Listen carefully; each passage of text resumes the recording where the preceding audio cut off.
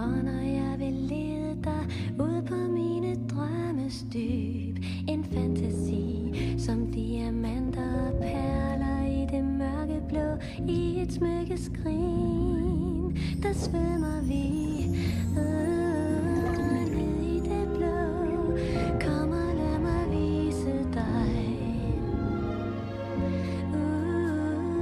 Verden er blå, vidunderlig og fin som dig.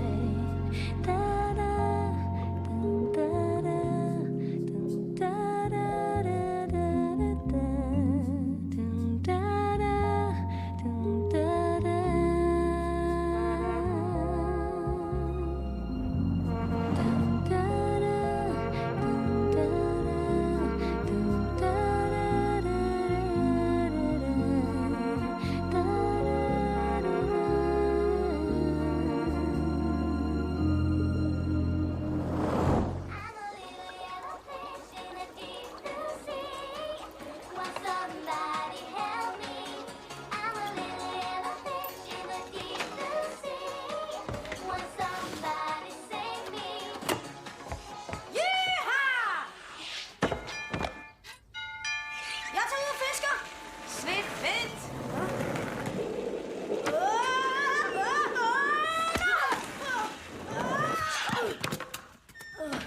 Goddag, Svip. Jeg kan se, at alting går i sin vanlige gænge her. Lisa, Peter, så kan I vist godt stikke af. Skat, far og jeg skal ind til byen. Tante Anna skal babysitte Stella. Og din fætter Paul er her også. Nej. Farvel, mor. Farvel, far. Hej, skat. Opfør jer nu ordentligt, drenge.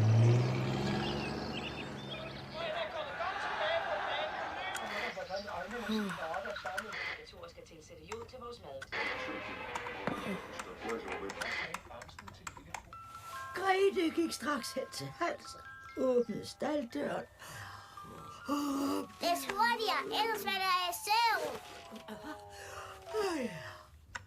Nå, Einstein, har du nogle fede spil? Jeg udregner længden på DNA-molekyle. Hey, den Millennium 2000 PMX, den maskine er da bare for sej. Giv mig den! Med en powerprocessor. Giv mig den så! Slap af, Plumse. Jeg tjekker den bare ud. Nej, Svip, lad nu være! Nej, Svip! Nej, ikke escape! Hvad? Escape? Nej. Hvorfor ikke? Så Dalfo, kan du lide deres nye makeup? Okay. Du er heldig, jeg har lavet en backup. Har du nogen idé om, hvad der kunne være sket, hvis jeg... Slap af, Plumse. Der skete ikke noget. Hej, Svip. Skulle du ikke ligge og sove nu? Så det er i hvert fald i søvn. Fedt, mand!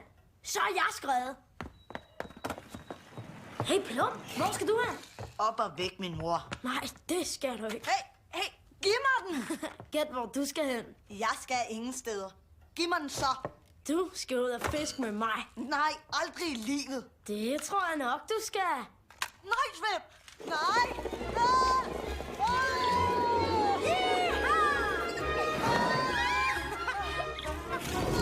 Er det bare sejt?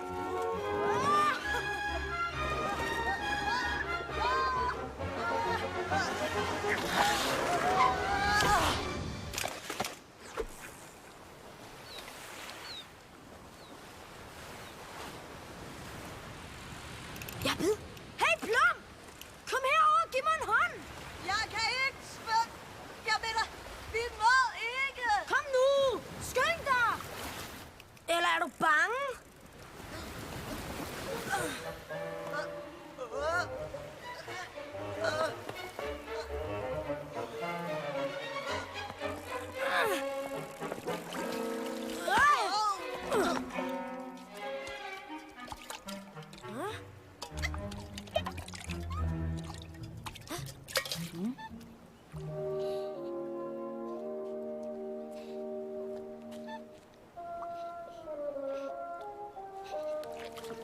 Lille søhest. Det er en hippocampus vulgaris. Nej, det er ej. Det er en pige. Og jeg synes, du skal hedde Sasha. Den er nødt til at komme tilbage i vandet, Stella. Her, giv mig den. Nej, Stella, hold nu op. hun er min. Hun dør, hvis du ikke sætter hende ud.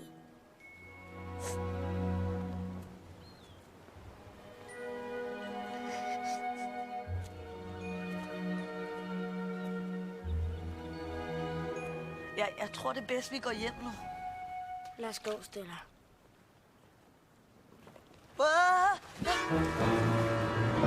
Tidevandet!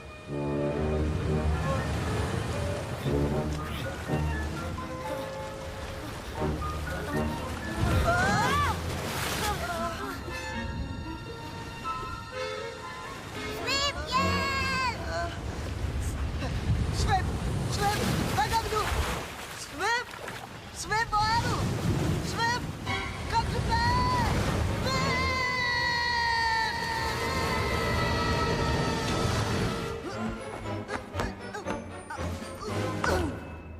Hey, Plum. Tjek det her sted.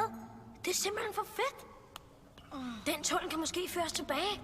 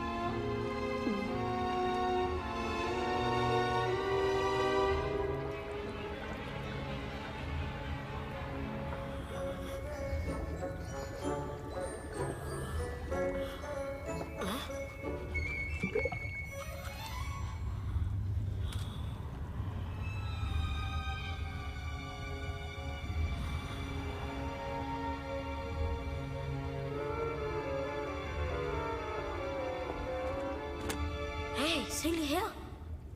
Professor Makrel. En doktorgrad i marinebiologi. Wow. Svip. Svip, jeg er tørstig. Ham professorfyren kan vise os vejen ud. Måske skulle vi bare gå. En videnskabsmand som ham vil sikkert ikke forstyrres af almindelige mennesker som os.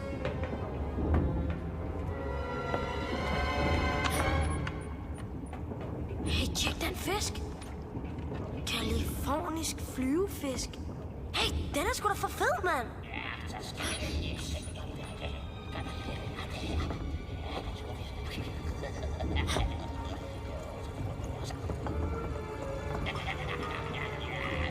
Svip, jeg er tørstig.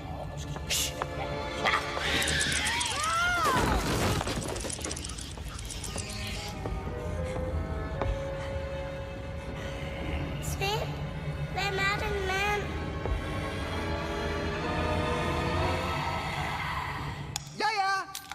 Hvem er jeg? Ja, hvem er det nu lige, jeg er? Professor H.O. Makrel. Ja, så. Det skal være velkommen. Jeg er også professor.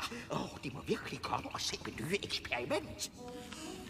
På grund af klimaændringer i jordens atmosfære vil isen på nord- og sydpolerne smelte inden for det næste og kommende århundrede. Resultatet er en total mangel på jord, man kan bo på.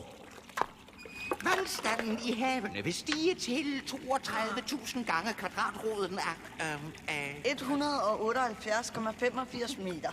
Plus minus 80 centimeter, afhængig af luftfugtighedsgraden. Det er rigtigt, professor. Jeg har gjort en vidunderlig opdagelse, professor Plum. Den vil gøre det muligt for mennesker at overleve under vandet.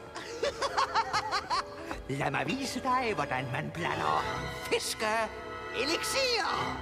Først tager man noget... hvad var det nu? Torskeskæg. Nu har jeg det. Min hukommelse er ikke, hvad den har været. Derfor har jeg lavet denne sang.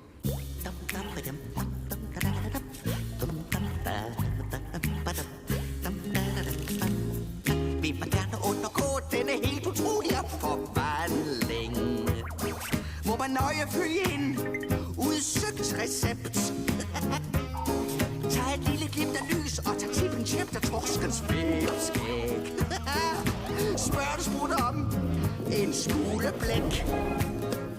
Er det ikke utroligt og magisk, fisktastisk, men sandt? Er det ikke utroligt, hvad videnskab kan?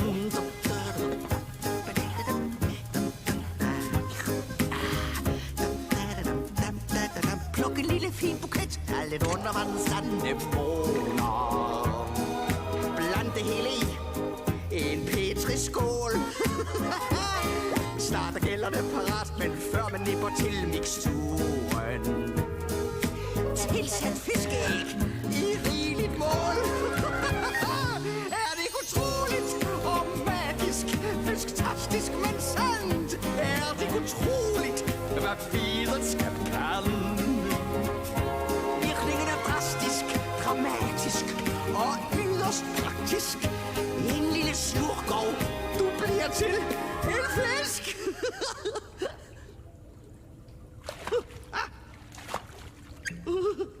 Start kameraet. Dette øjeblik må dødeliggøres. Kamera kører, og action! Endelig. Tiden er inde.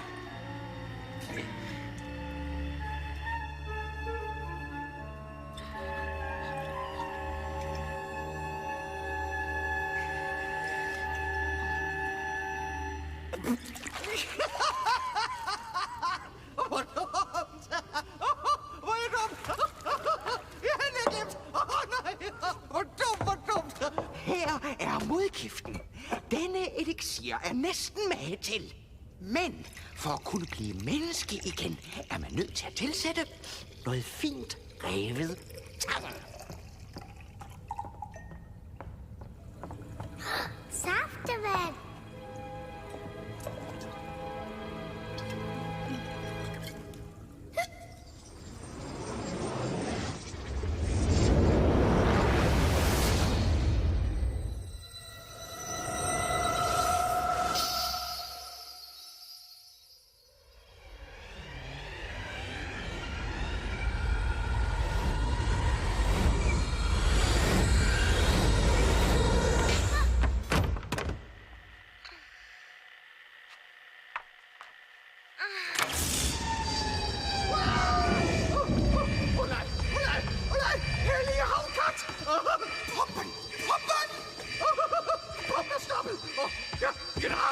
Generatoren er hurtigt!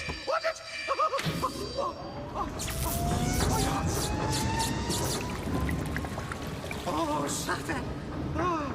Ser De, professor Plum? Dette rørsystem bringer frisk havvand til mine fisk 24 timer i døgnet. Ja, uden det dør de. Se her.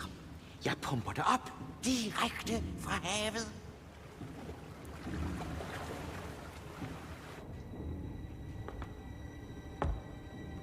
Hey, er der nogen af jer, der har set Stella? Hvem? Nej, ikke de sidste 6 minutter. Stella! Stella! Hey, Stella! Stella! Wow. Stella, hvor er du? Hey, Plum! Tjek den her vandskabning. Det er en søstjerne. Den tør ud. Smid den i vandet. Stella, dette er ikke det rette tidspunkt at lege gemmeleje. Stella! Kom så frit frem! Det kører stadig. Lad os se. Nej. Nej. Nej. Hey, Svend! Hey, Svend! Nej!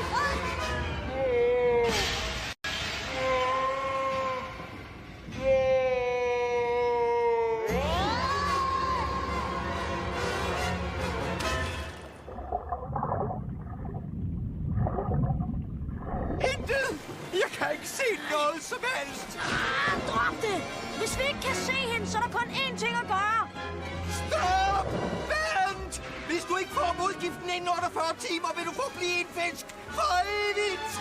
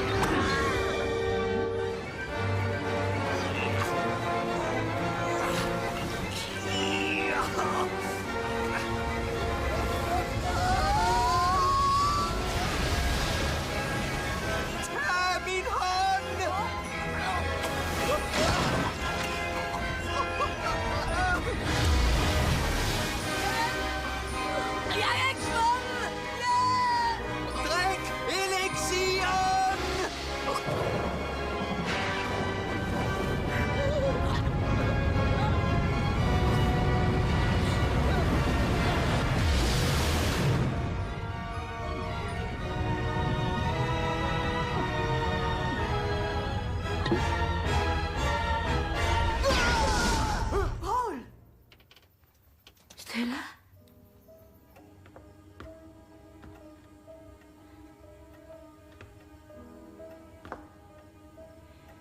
Svip? Hvor er I?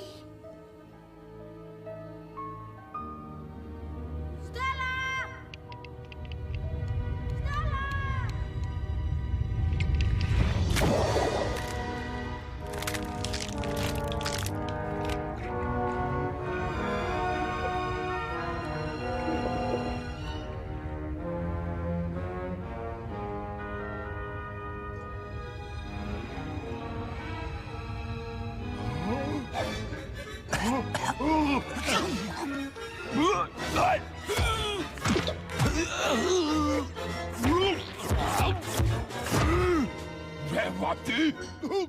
Hvem sagde den lyd? Jam, jam, jam, jam, jam, jam, jam, jam, jam, jam.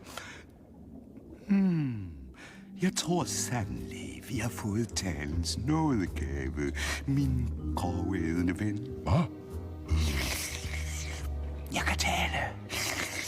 Jeg kan tænke. Sikkert er en fantastisk bryg. Kan du mærke kraften? Kan du smage den? Smage den? Mad!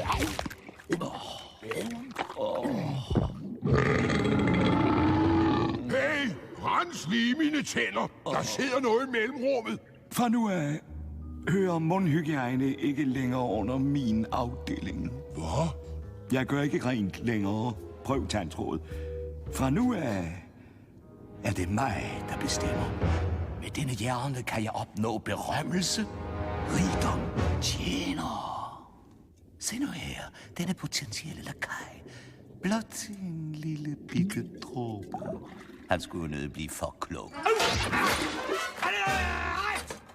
1, 2, 3, 4, 5, 6, 1, 2, 3, 1, 2, 3, 1, 2, 3, 1, 2, 3. Kom, skat.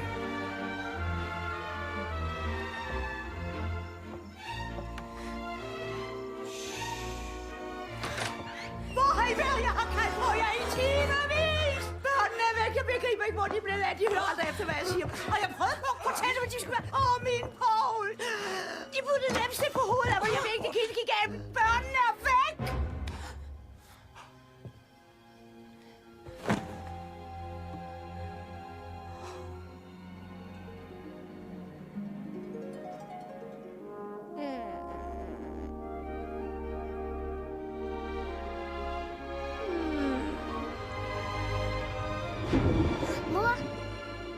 Mor, mit dyn er levende.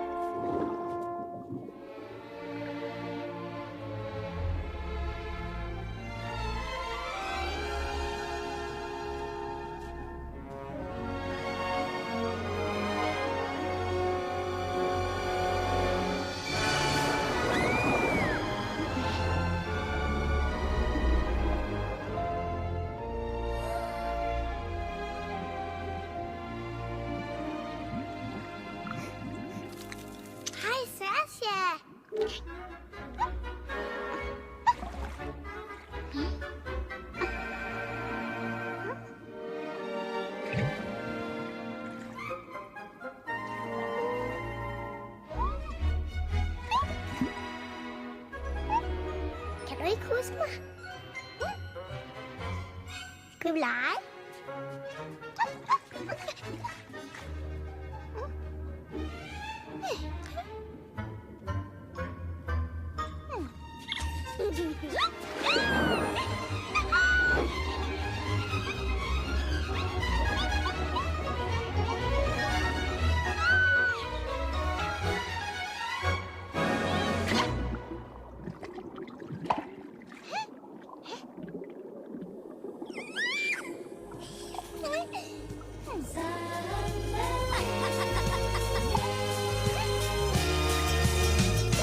Pludselig er den der barnet nye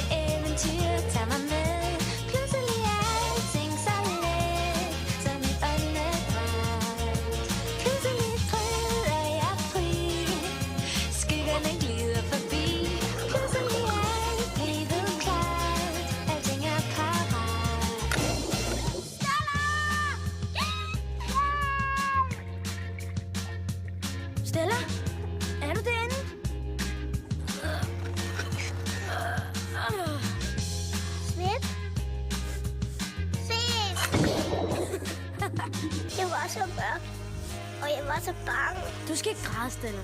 Det er okay. Dyrk lige det her. Vi blev fisk. Er det ikke bare fedt? Pludselig er alt vendt op og ned. Nye eventyr tager mig med. Pludselig er alting så let, som et åndedrag. Pludselig bryder jeg fri. Skyggerne glider forbi. Pludselig er alt blevet klart. Alting er parat.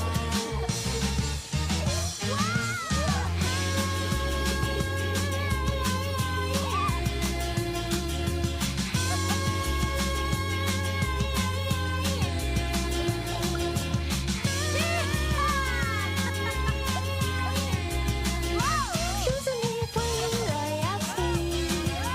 Skyggerne glider forbi. Pludselig er alt blevet klart. Alting er parat. Stella. Svend.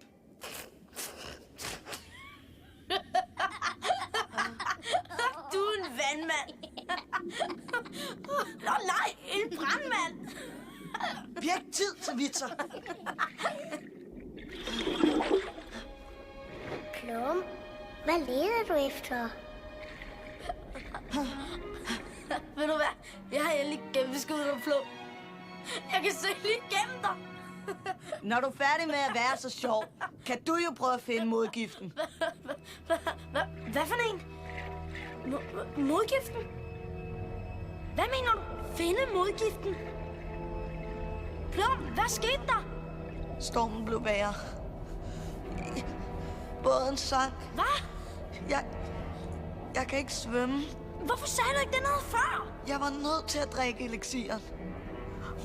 Modgiften sank. Og jeg blev til en vandmand. Jeg synes, du er en sød vandmand. Hvad så med professoren? Han røg i vandet. Og så forsvandt han. Druknet? Er det ikke utroligt, som alting forandrer sig? Jo, det føles som det var i går, og jeg svømmede til skole. Ja, det er virkelig sjovt, som tingene ændrer sig. Evolutionen for eksempel, den lader til at være gået helt amok. Ja. I går skulle man selv svømme på dyrisk vis, ikke? Og i dag, der kan man tage en bus. Den er allerede 5 minutter forsinket. Undskyld, men hvordan kan det være, at I alle sammen kan tale? Du taler selv. Du burde vide det. Nå, Jamen, du må forstå, at alt det, vi kan nu, kan vi. Takket være Joe og hans magiske elixir. Joe? Elixir? I skulle høre Joe tale. Han er så inspirerende. Jeg håber, der stadig er plads til os ved mødet. Hvordan ser den elixir ud? Er den i en firkantet flaske? Se gang, der kommer. Der er jo sandelig også på... Hallo, det der, hvad med manererne? Damerne først. Tak, min ven. Ja, det blev 2 muslinger og 5 stenfruer.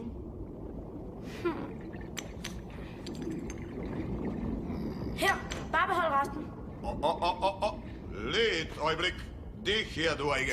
Du er ikke? Jeg må stå af. Hvad? Plum, giv mig dine briller. Okay, tag så de her transatlantiske, internationale, oceanisk godkendte ægte luksusmønter i stedet. Udmærket så. Her er billetterne. Mange tak, men de 2 er mindre end 6 år gamle. De rejser vel gratis? Ja, selvfølgelig. Du får penge tilbage. Og den her fyr er halvblind. Han skal da ikke betale fuld pris. Blind? Og måske. Så vil vi godt have penge for de billetter, vi ikke skal bruge. Ja. Tak. Næste gang I skal have lidt penge, ja? Og hvad var der sket, hvis det ikke havde virket? Plagerøv.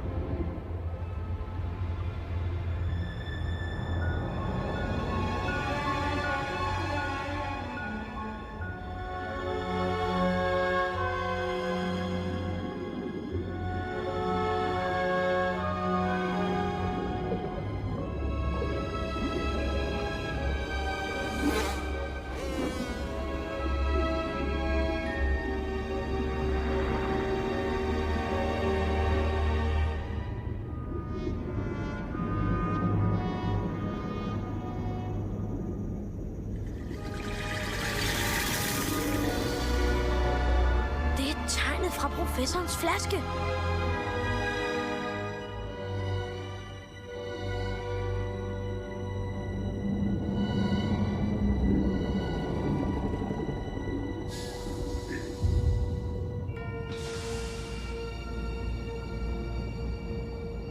Al optaget!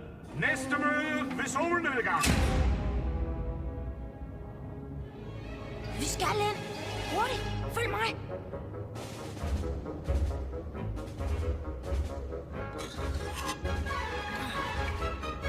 Hurtigt. Hop ind.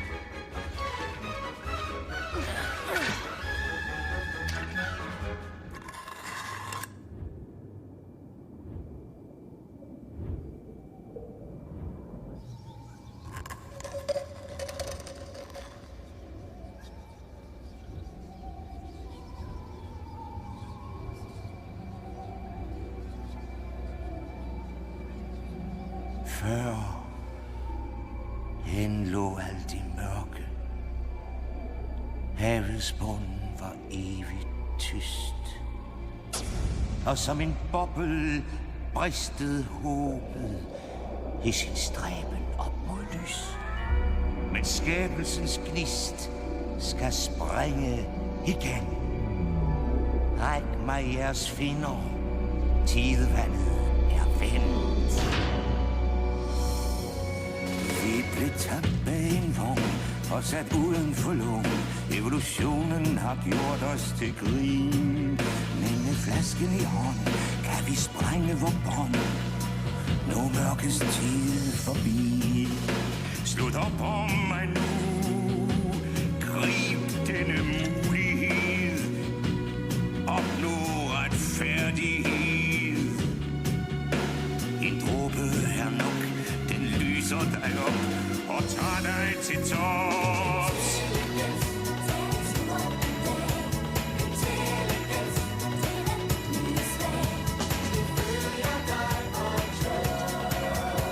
En dråbe, en stime, en hersker, et hav.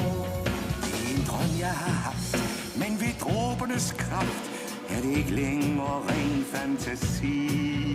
For når mørke og frygt riger for styrke og kløgt, kan vi svømme til paradis.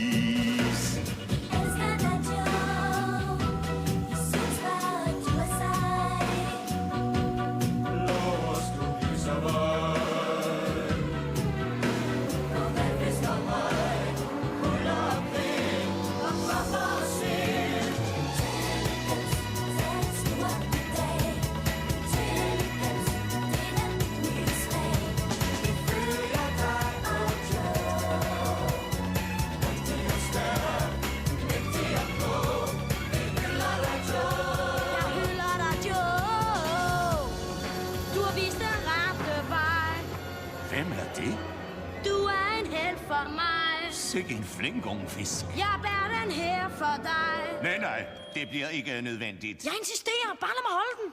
Flasken bliver hos mig. Lad mig nu få en lille tår. Nej, Svend, nej! Vi er på bunden af havet. Du drukner. Arrester dem!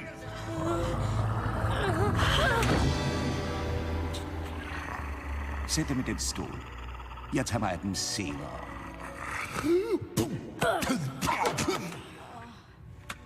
Undskyld mig. Et øjeblik.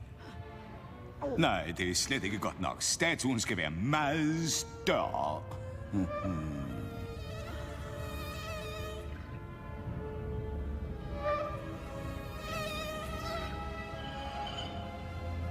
Jeg tåler ikke forsinkelser. Jeg sender dig et par tusind arbejdere mere. Undskyld, at jeg har ladet jer vente. Værsgo. Tag lidt slik. Jeres begejstring ved mødet berørte mig dybt. Jeg ville ønske alle mine undersåtter ville udvise samme hengivenhed. Nå, fortæl mig nu alt, hvad I ved om denne guddommelige drik. Og så vil jeg fortælle jer alt om de store planer, jeg har med jer. Serveret i østersovs. Undskyld mig. Lige et øjeblik. Først skal vi have opskriften ud af dem. Og så kan du æde dem. Ja! Jeg vil ikke skræmme jer i små lækkerbiskner. Jeg mener dejlige gutter. Jeg elsker nemlig gutter. Okay, det er nok. Tag noget slik. Slik? Tak, chef. Nå, hvor kom jeg til? Ja, selvfølgelig. Flasken. Kirsten, så! Slap af. Pur. Vi fandt den Vi skal bruge den for at blive mennesker igen. Vi er ikke rigtig fisk. Helt ærligt. Det er rigtigt. Det er noget helt specielt. Det så jeg med det samme. Det er en stor chance for en kvik ung fisk som dig. Der er ingen grænser for, hvad vi kan opnå sammen, hvis du hjælper mig nu. Fortæl mig blot, hvordan jeg får fat i mere af denne magiske brolke. Jeg ved ikke, hvordan. Professoren druknede. Vi mistede flasken. Han er den eneste, der ved, hvordan. Jeg taler altså sandt. Du har den sidste elixir.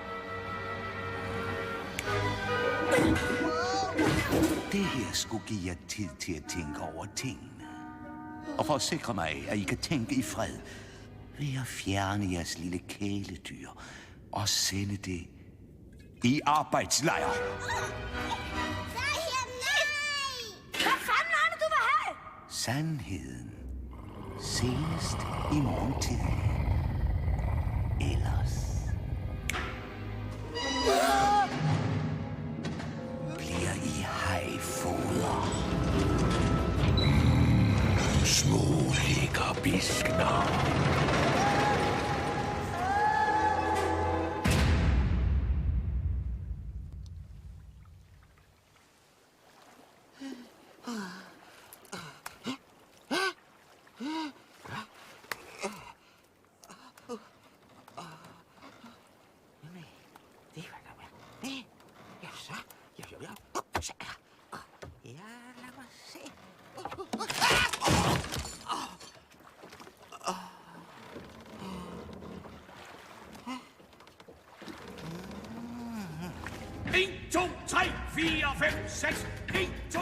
Vi er fortabte.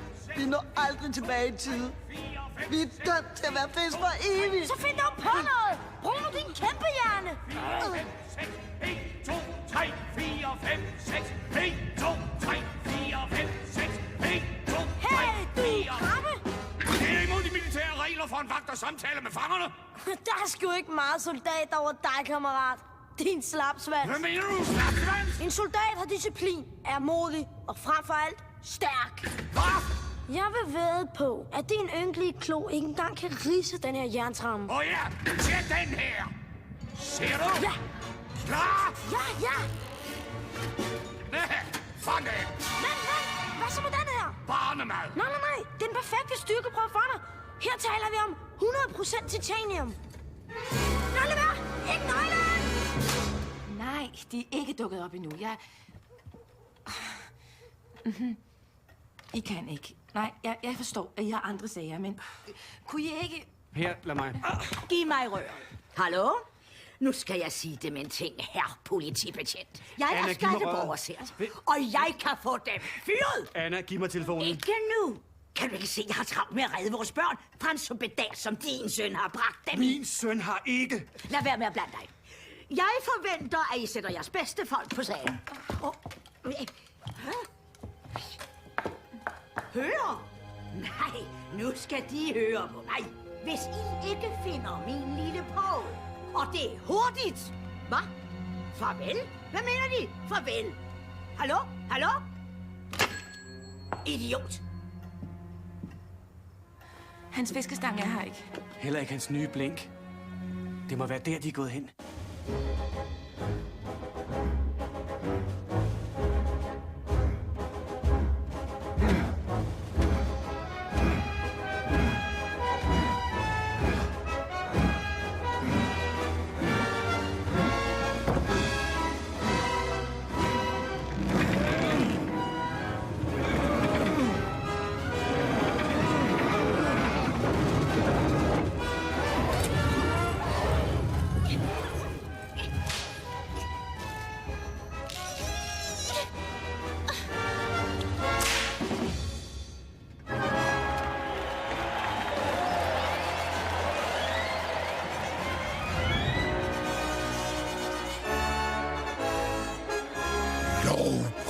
jeres herre. Nu! Min statue! Idioter! Genopbyg! Nu!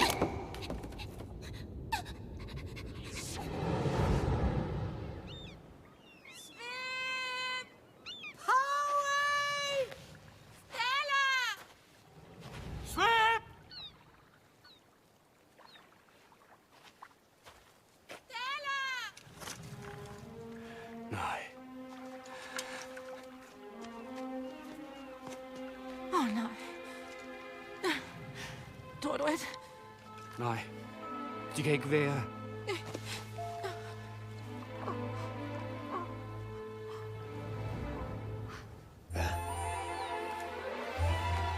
Hvad er det?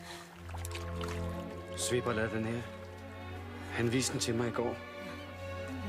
Paul!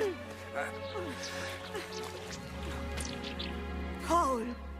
1, 2, 3, 4, 5, 6. 1, 2, 3, 4, 5, 6. 1,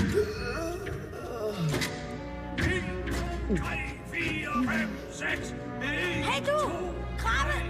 Giv mig nøglerne, eller jeg bruger mine magiske kræfter og forvandler det til et frø!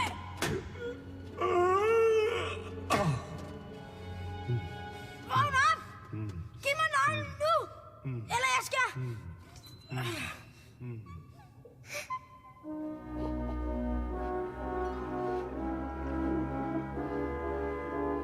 Sasha! Sasha kan hjælpe os. Sasha er her ikke, Stella. Sasha, hent nøglen. Sasha. Sasha! Sikke en morgen. Solen står op over mit imperie. Ja, morgenmad.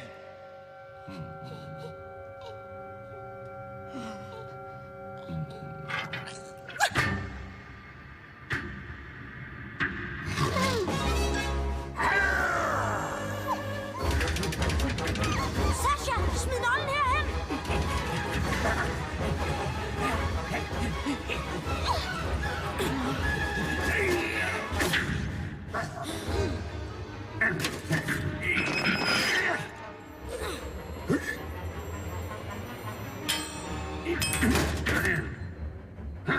Hey, krabbe!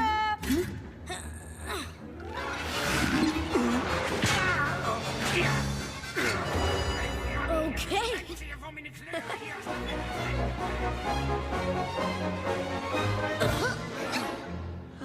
Morgenmad. Og hvor skal I så hen? Fangerne flygter! Hvem slukker lyset? Hvor er I henne? Vi er her! Til angreb! Hjælp! Jeg har dig, din Slippe så! Det er mig, din idiot! Ja, det er dig, og nu skal du få din lille plager. Hej! Fangerne undslipper!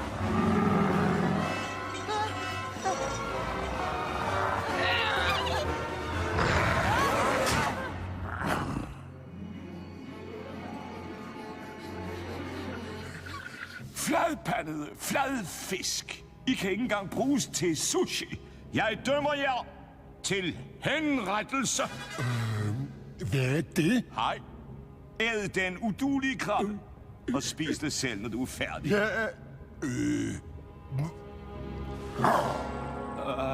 Jeg mener, nej, det går jo ikke. Det er jo min fejl.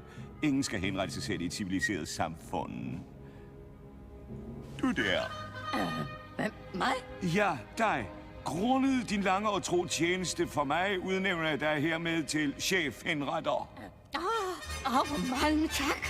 Mange tak. Mange tak. På den anden finde er den idé en død sild. En stor leder er kendetegnet ved sin evne til at tilgive. Hej, jeg udnævner dig hermed til min hærforfører. alle ret! Til en straf straks de 3 inferiøre skidtfisk og før dem hen til mig. Nu! Svip, hvad gør vi nu? Vi har ikke modgiften. Professoren er død. Han var den eneste kendte formlen. Og tager tippen tjøbt af torskens fipskæg. Barberer torsk så ligesom far.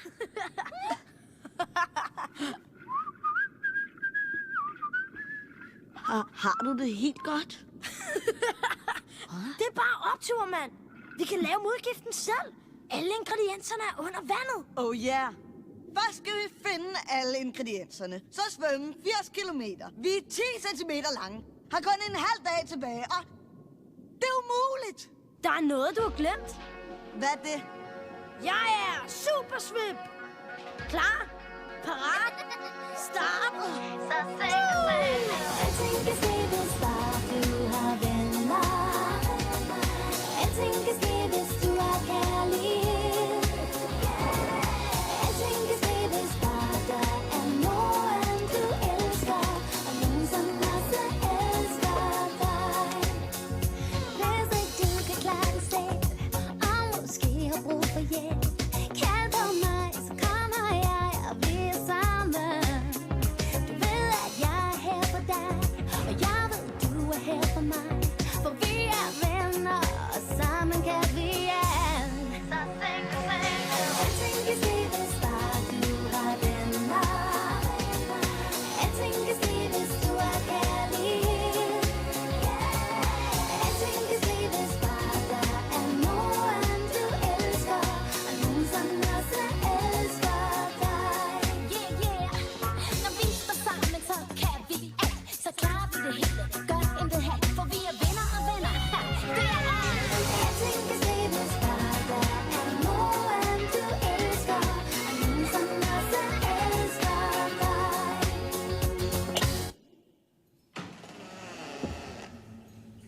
Svip!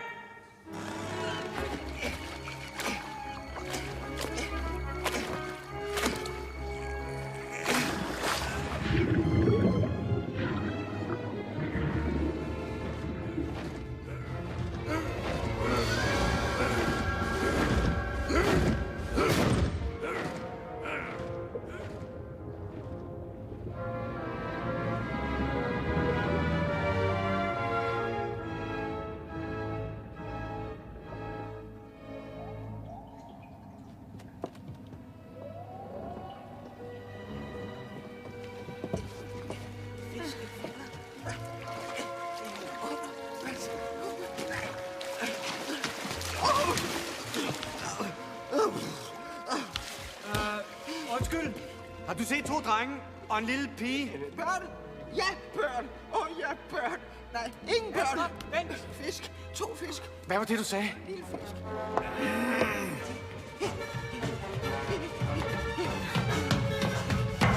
Fisk. Jeg må finde fiskene.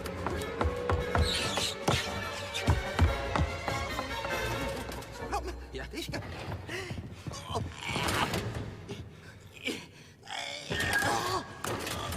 Du der! Hvor er min lille Paul? Din Paul? Plum? Eller... Svær mig, eller jeg skal slå dig til plukfisk! Tag det roligt, Anna. Hvis du slår fyren ihjel, kan du ikke fortælle os, hvor børnene er. Så fortæl os, hvor er vores børn?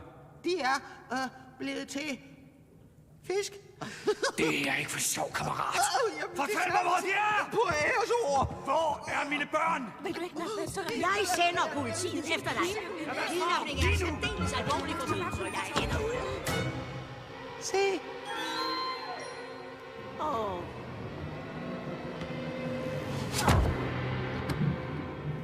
Nå, nu skal vi bare fat i en blæksprut.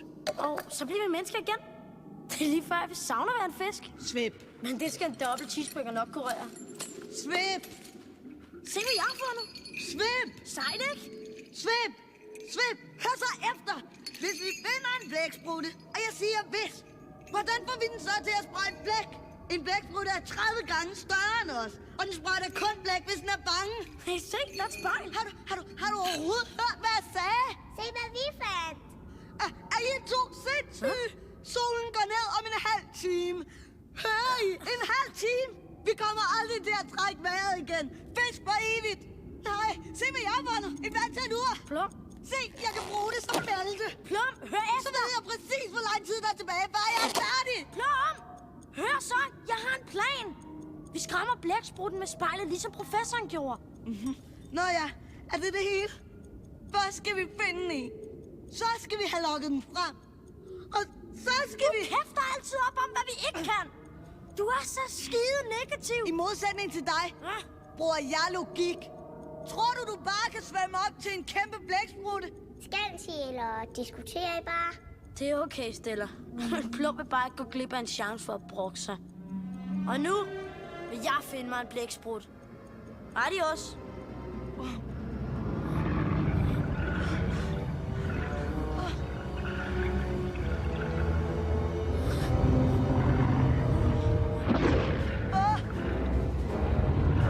Kig i spejlet!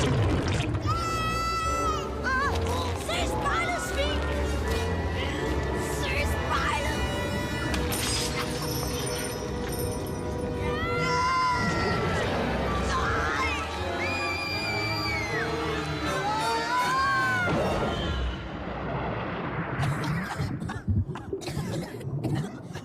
Den svømmede væk! Den blev skræmt af vores skrig! Vi har den sidste ingrediens til drikken! Vi er reddet! Se. Det var det, der skræmte blæksprutten. Der kan man bare se. Jeg kommer lige til festlighederne.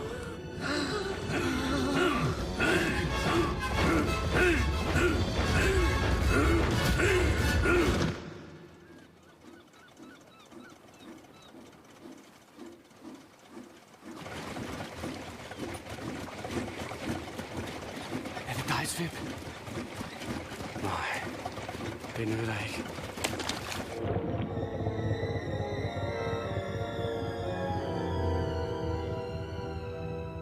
Nå, min lille oversmarte sardin. Nu har du ikke så meget at sige. I havde ingen eliksir. Nej. I ville bare ikke samarbejde.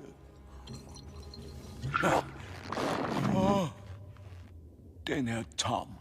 Nå, pyt. For I kan altid lave noget mere. Eller I kan dø. Jeg smadrer den, hvis du kommer tættere på. Stop! Ikke et skridt nærmere. Så. Tag det roligt. Lad os endelig ikke forhaste os. Lad Stella og Plum gå. Så kan vi snakke. Nej, Svip. Tænk, før du taler. Hvorfor ikke bare æde de små idioter? Vi har ikke brug for noget eliksir. Vi er kloge nok i forvejen. Min kære ven. Min trofaste herreforfører. Forstod du noget som helst af, hvad jeg fortalte dig om mit samfund for særligt intelligente fisk?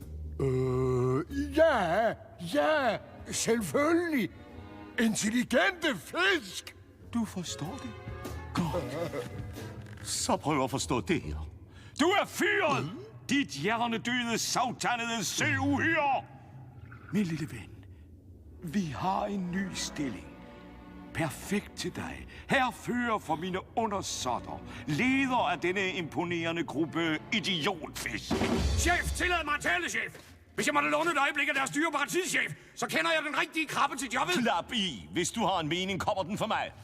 Selvfølgelig, chef. Jeg mener nej, chef. Jeg mener, javel. Dette job er alt for vigtigt til et sådan torskehoved som ham. Nej, jeg har brug for nye talenter her. Dig for eksempel.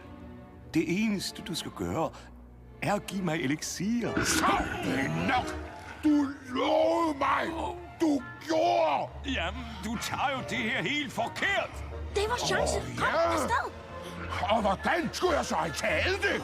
De undslipper. Du bliver her nu! Slip den! Eller han slår dig ihjel!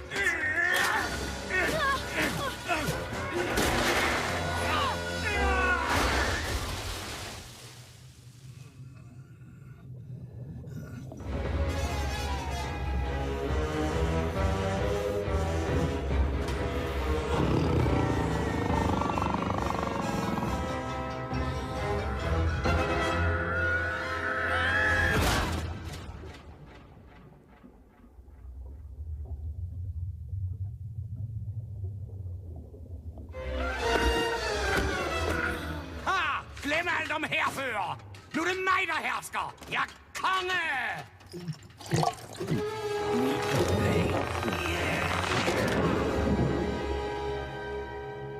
Ha! Tropper! Fra nu af giver jeg ordrene. Det er mig, der har hjernen. Jeg bestemmer. Er du okay? Gør hunden! Stor krabbe! Vild stor krabbe! Svip, har du ondt i maven? Du skal gå roligt, Stella. Jeg skal nok klare den. Det lover jeg. Svip.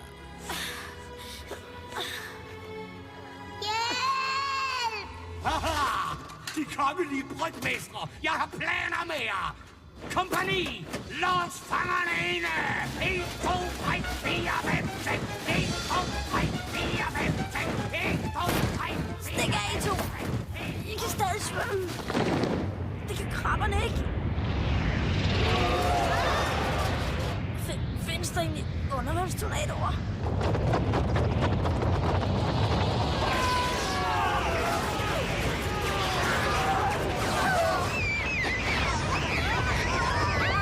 Ingen skal tage røven på mig! Du lovede, at jeg skulle være herforfører! Det er mig, der bestemmer! Det er måske ikke det bedste tidspunkt til denne konversation. Vi giver ordrene her! Det er mig, der er konge! Jeg er chefen! Her er det mig, der bestemmer! Det kan godt være, at du har hjernen, men jeg har musklerne! Nej! Hoppen brød sammen! Vi bliver nødt til at lave den. Hurtigt!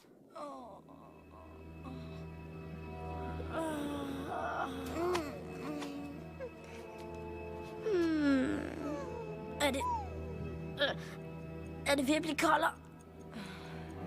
Måske. Vi må få fat i noget mere modgift. Hvor langt tager vi tilbage?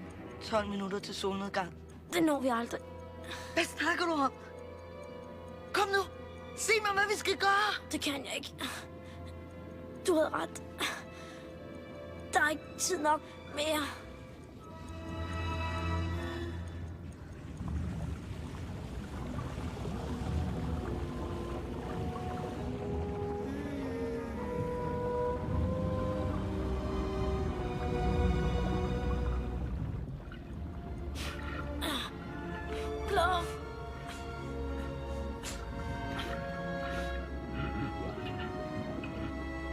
Afstanden mellem rotorbladene, divideret med vandtrykket, og så ganger man det med 6, for så at tage. Plum. Plum.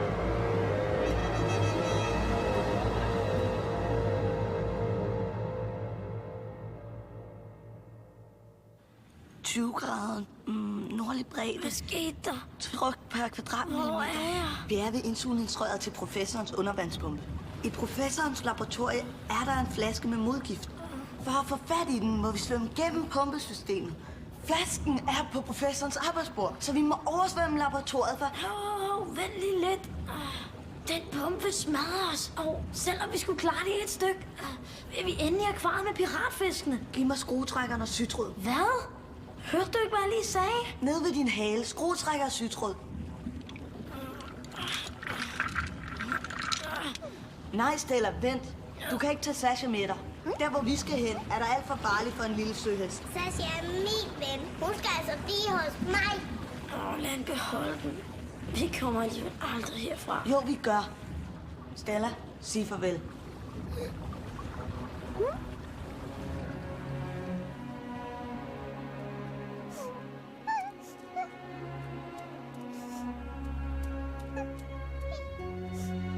Du bliver nødt til at gå, Sasha.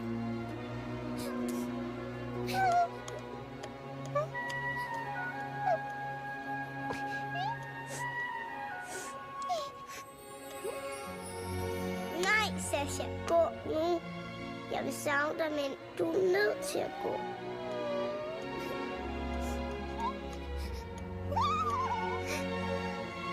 Nej, Sasha, bliv.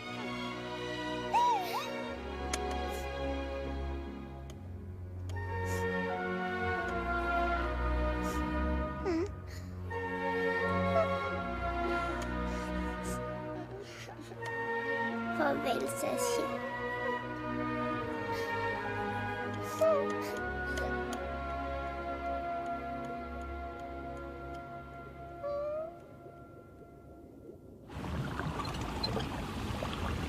Seks minutter tilbage. Hold godt fast.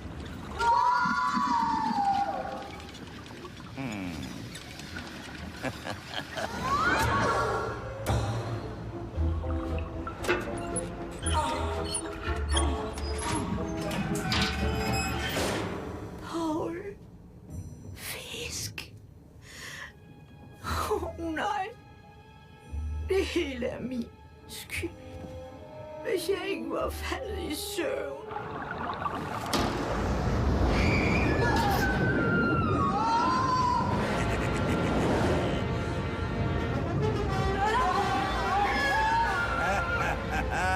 Lisa, kan du nogensinde tilgive mig?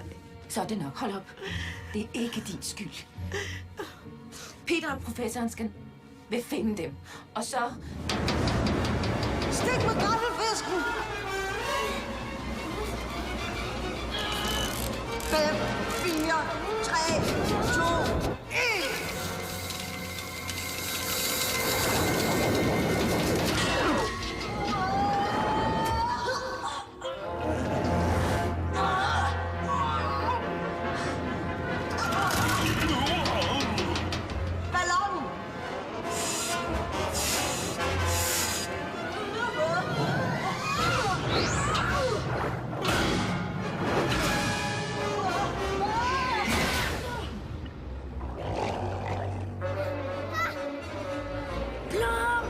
Hvor skal du hen?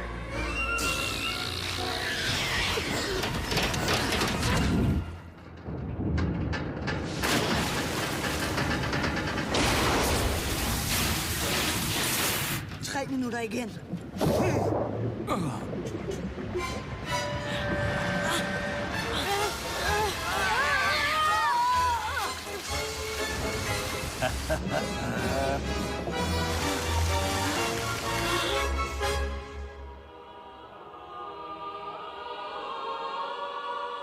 Ja, vi har den. Nu er det vist vores tur til at danse. Hvad? Hørte det? Jeg synes, jeg hørte Pauls stemme. Anna, stop. Hvad nu så? Paul! Paul! Svøm! Stella! Øj!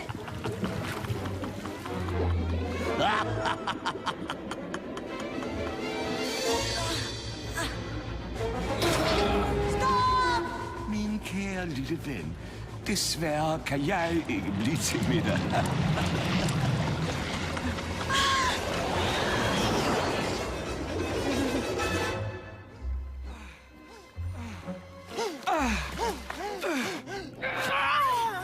Tag den i savtandet, sataner!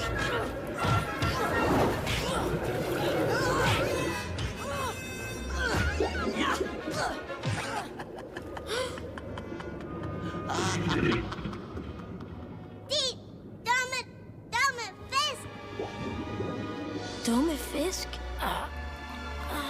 Svip, hvad er det, du laver? Jeg bruger min hjerne. Langt om længe. Vent! Vent! Kom tilbage, din dumme fisk! Jeg er tilstrækkeligt intelligent til at dræbe dig, hvis du ikke holder op med at genere mig. Hvad så? Det kan enhver idiot gøre, men kan du fortælle mig, hvad kvadratroden er? 6.561 er? 300 divideret med 40 minus 3 er...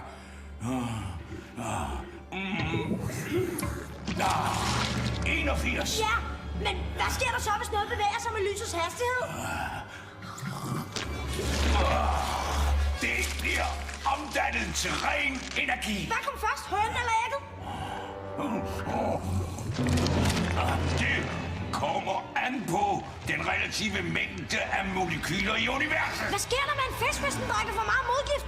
Den bliver et menneske. Kan et menneske trække vejret under vandet? Selvfølgelig ikke.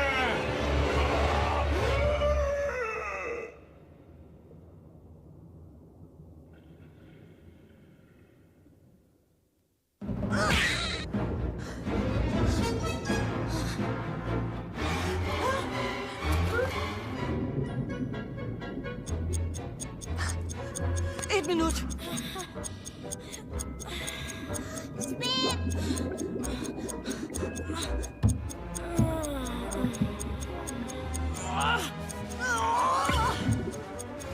Kom nu! Skynd dig, drengene!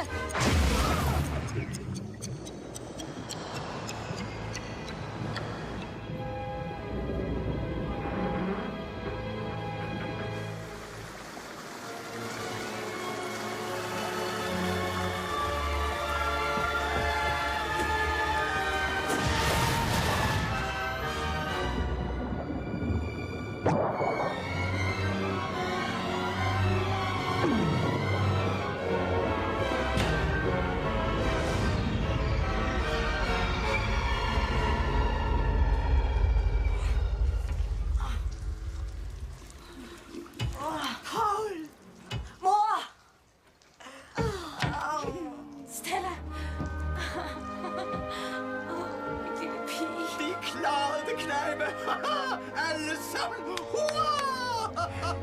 Hvor er Svip?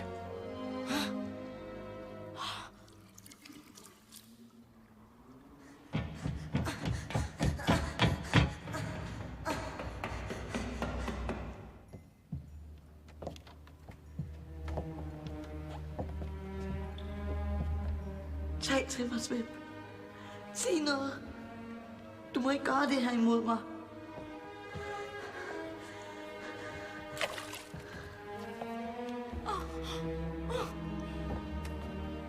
Nej.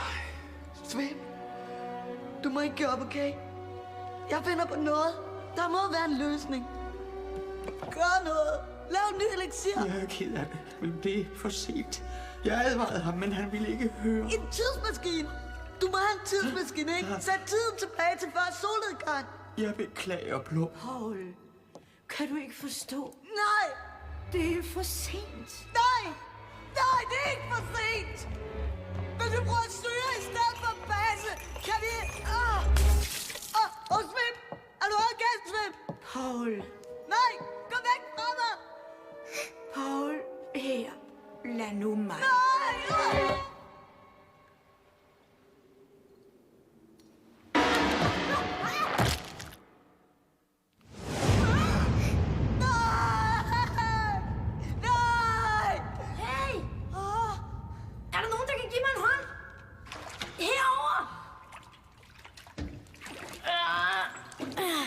Svip! Du lever!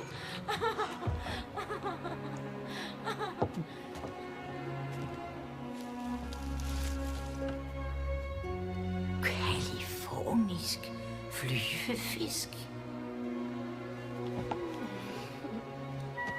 Se!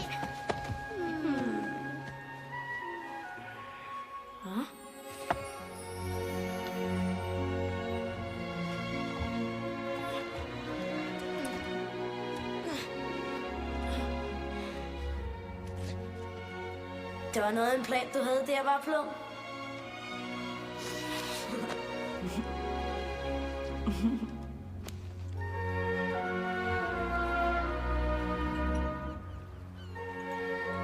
Nogen, der vil have noget at drikke?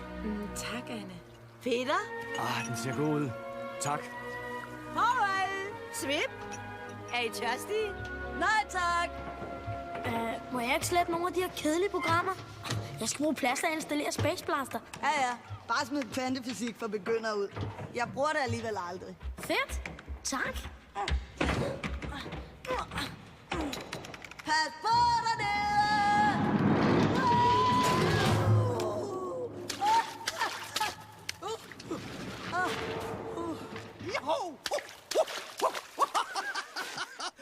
Du er et geni, Plum.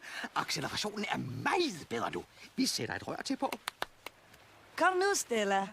Prøv rutsjebanen. Jeg gider ikke.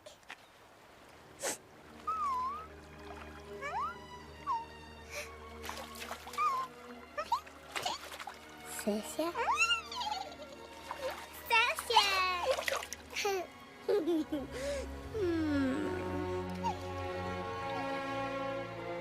Se, det er Sasha. Hun kom tilbage til mig. Mor, far, se. Det skulle være muligt. Hvad nu, hvis vi isolerer en DNA-tråd om?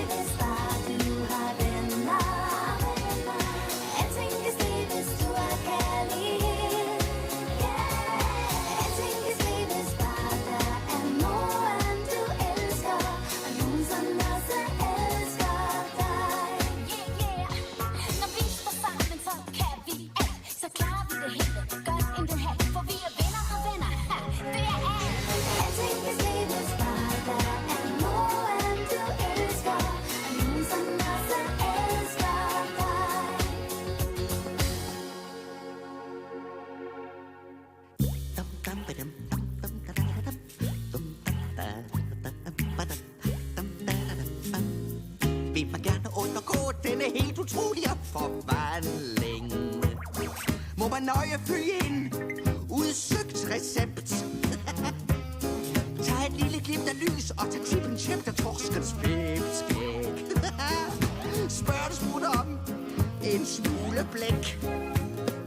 Er det ikke utroligt og magisk, fisktastisk, men sandt? Er det ikke utroligt, hvad videnskab kan?